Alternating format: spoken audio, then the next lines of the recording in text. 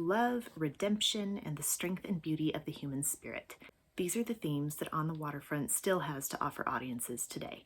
It is a 1954 film starring Marlon Brando, Eva Marie Saint, Karl Malden, Rod Steiger, and Cobb.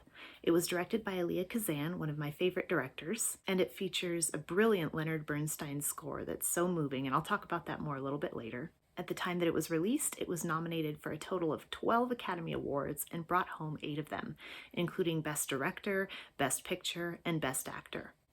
I'll be honest, I was kind of hesitant to start making this video because I love it so much. It has so much to unpack. It's so rich and full, and it means so much to me that I was afraid I wouldn't do it justice. But I decided that I would just jump in and make this video, and if I miss something, I can always make a second video, because I'll probably want to talk about it a lot in the future. What I love about this film is that it is very gritty and real and down to earth. And it's very moving. It's a very human story. And one of the main things that really sets it apart and makes it great to me is how fresh it feels. It does not feel like a black and white film done in the 50s. It feels so relevant. And I believe it's one of those films that will always feel this way because it talks about so much to do with the human condition. It's very timeless, and I'm really excited to talk about it today. It is the story of ex-prize fighter Terry Malloy, who is played by Marlon Brando. He is a gopher for the mob, and he is used by the mob at the beginning of the movie to lure a young man to his death. This young man was testifying against the mob, and they needed to shut him up. Terry Malloy did not realize that he was being used in a murder scheme. He just thought they were going to lean on him a little bit. So when he finds out what happened, it really bothers him. It weighs heavily on him.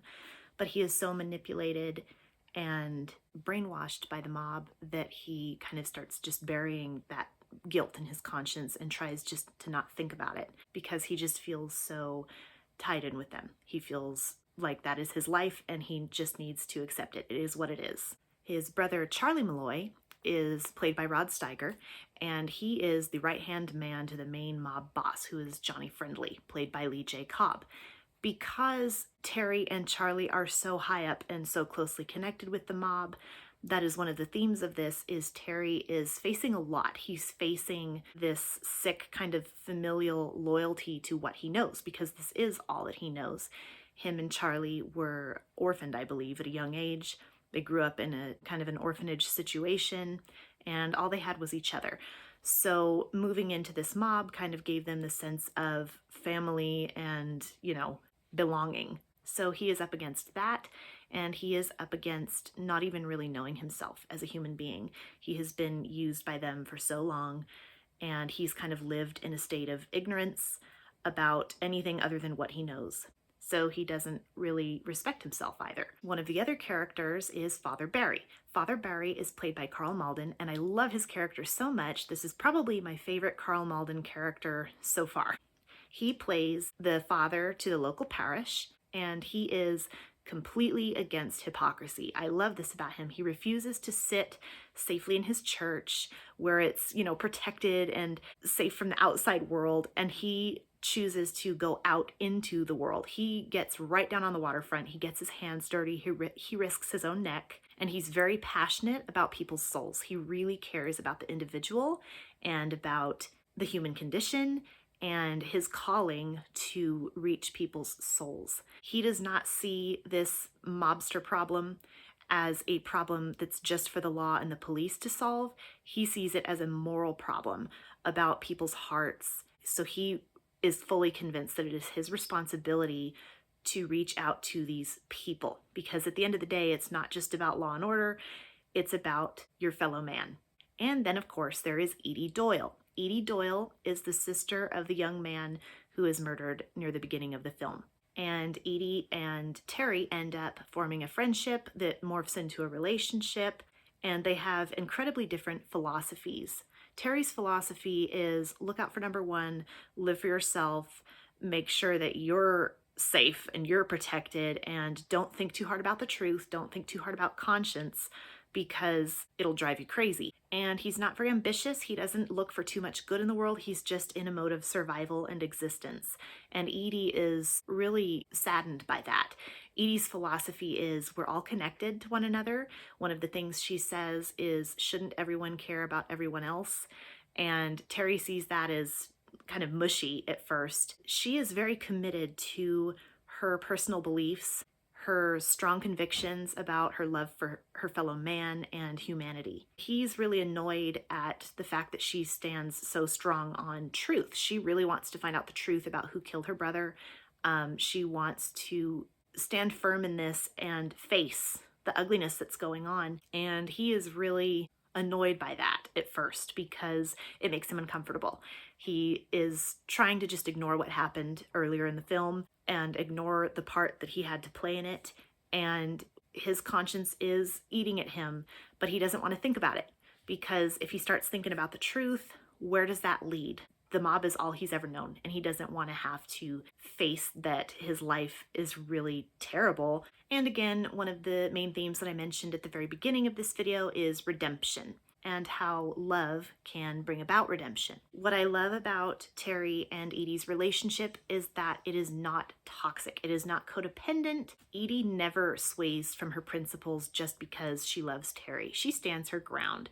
And so there's some conflict there because she's not willing to compromise. She really cares, and she sees that he could be so much better.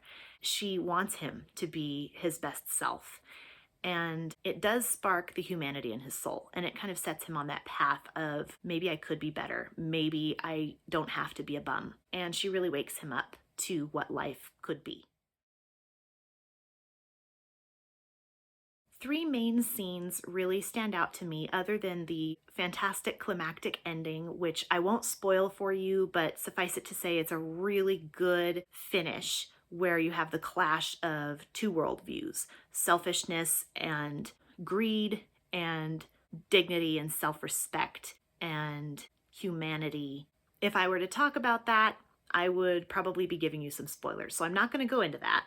So the first of the other three scenes that really stand out to me is the scene when Father Barry, about 52 minutes into the film, is down at the waterfront and he makes a really fantastic speech. In his speech, he's talking against hypocrisy. He is speaking out against turning a blind eye to injustice. Among the things that he says, it's such a full speech, but a few of the things that really stand out to me are how he says, Christ spoke out against every kind of injustice, and if you think that he's not here on this waterfront, if you think he's just hiding back at the church, you've got another thing coming, because he is right here and he's standing right next to you and he sees everything that you are doing. He sees how you aren't reaching out to help your fellow man. He's right here in the nitty-gritty. And the other thing Father Barry says is, this is my church. The longshoremen are picking at him and telling him to go back to your church, stop messing with things that aren't your business. And he says, this is my church. These people, these souls, that is the whole point, is people. It isn't a building. It isn't a form of religion. It's actually caring about your fellow man. And I love that. I love that speech of his. The second scene is the scene between Charlie Malloy and Terry Malloy in the back of the cab. And this scene is moving because it's a pivotal point in Terry's life and in his trajectory, his character arc. And it really showcases how this mob has really harmed the brother-brother relationship and how it has really affected negatively the family ties that they should have with one another. And you're seeing the full weight of the ugliness of the life that they have lived and how it is so harmful to them. And Terry has realized that he actually had a shot at a better life. A few years ago, he was told by Charlie to throw a fight so that the mob would benefit.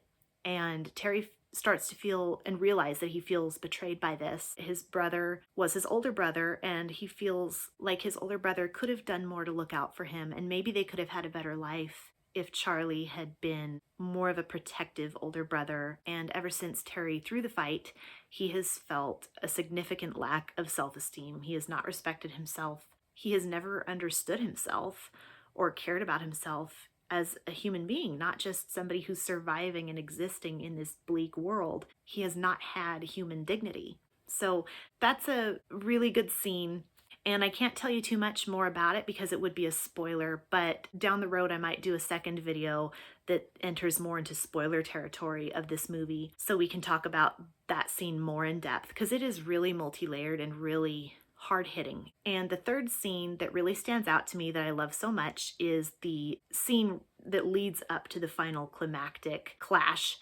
And it is the scene where Terry decides to get his rights. What I love about this is he is completely seeing it through. He is seeing through what he has undertaken. I don't want to get into too much spoiler territory again, but he is not going to just do the bare minimum required of him to be a better human. He's going to go above and beyond. What's interesting about this scene is Edie actually wants him to let it go at this point. She says, let's just move somewhere else. Let's just get away from here. And he is not having any of it because he has finally awakened to the fact that he's discovering his own principles, his own convictions, his own moral compass, and he's going to stand his ground on that. And I really love that because he didn't just reach the bare minimum when he was inspired to be a better human by Edie. He didn't just come up to a certain point and say, well, that's, as far as I'm going to go because it's good enough. He takes it and he goes farther. Although Edie played a part, her love played a part in him starting to respect himself and taking a stand. At this point, he is taking a stand not to please her. He is taking a stand apart from her. He is taking a stand for himself, and he respects himself. And I love that because, again, it feeds into that non-toxic, not codependent relationship of theirs. They're individually learning to be good human beings and their best possible selves. I really love that the end message is him really coming out of this ugliness that he has just accepted in the past as his lot in life, and he is really discovering himself as a human being. The musical score in this is so beautiful. Again, it was done by Leonard Bernstein. It is so evocative and moody at times and seedy at times, and it really makes you feel everything that you should feel about the film at every stage. When it first opens, the first two notes just draw me in. I love it. Every time I start it, I'm just hooked to the screen, and I haven't even seen an actor yet, and I'm just so pulled in. When Marlon Brando was nominated in 1955 for Best Actor for this film, at that time, people were not impressed with Brando. Hollywood did not like him personally. They didn't like his attitude. They didn't like his style. They were really nasty about it. And Maureen O'Hara realized this, and she realized that it was most likely going to affect him winning that Academy Award. And she thought to herself, well, this isn't right. The Academy Award is for excellence of performance, not who likes you personally. It's not a popularity contest. So that year, she was asked to MC at the Hollywood Foreign Press Awards. So once she had finished handing out the awards, they had obviously a lot of bigwigs in Hollywood there. And she brought this out and she said, this is not right. It's my understanding that the Academy Awards are for skill and excellence in performance, not who likes who best. There's a young man that has been nominated for Best Actor, and I believe he should win, and he doesn't stand a chance if you're going to let this be a personal thing instead of a professional thing. And I hope you'll remember that when it comes time to vote.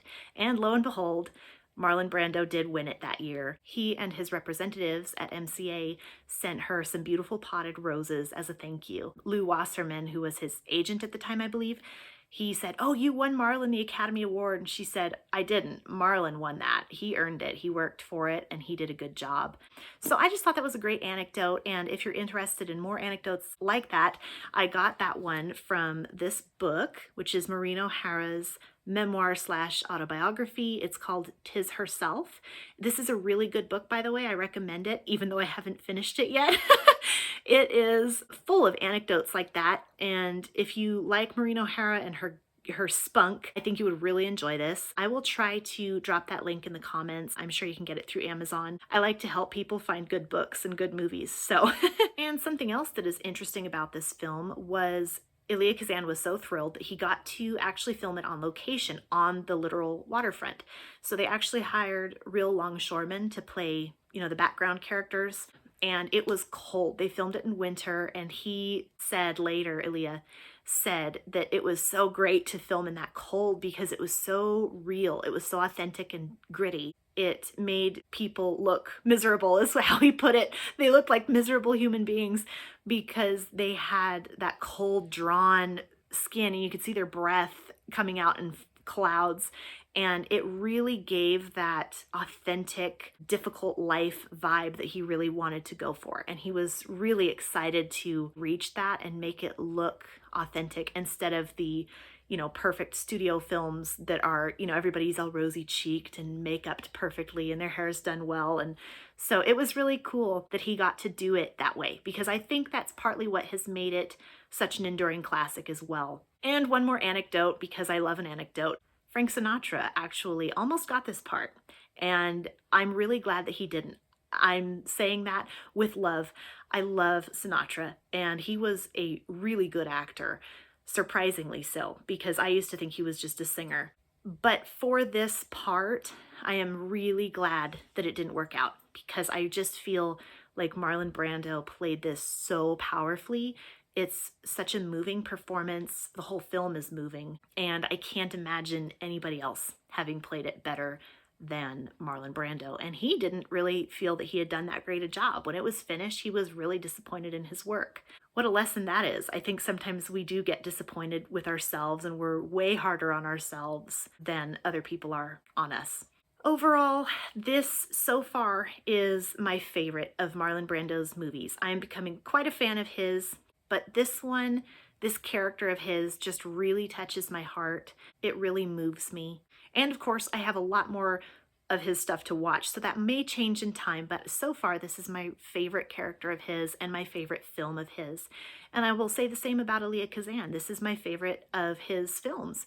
Elia Kazan really loved doing films about humanity and the human condition. He loved digging into human nature and psychology and behavior.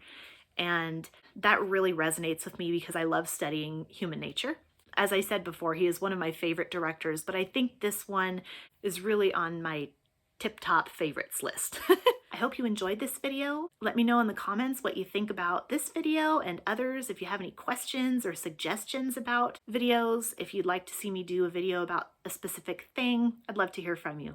Okay, thanks guys. Have a good day, and I'll see you next time. Bye.